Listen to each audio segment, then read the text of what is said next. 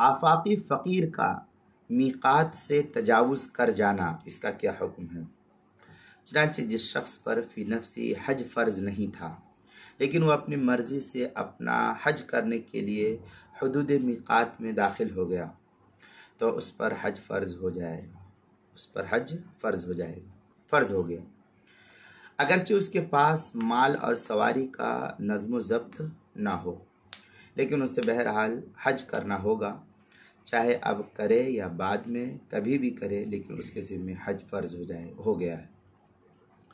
غنیۃ الناسک کے اندر والفقیر الآفاقی اذا وصل الى میقاتہ صار کالمکی فیجب علیہ وإن لم يقدر علی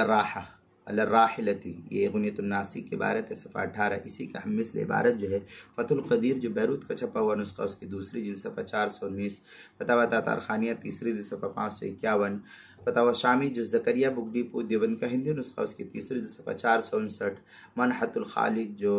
البحر الرائق کے حاشیے پر ہے، اس کی دوسری جلد صفحہ 312 پر بھی اس کو نقل کیا گیا ہے۔ مزید غنیۃ الناسک کے اندر ہے کہ یہ حکم اس وقت دیا گیا ہے جبکہ یہ شخص کسی کی طرف سے حج بدل کرنے نہیں جا رہا،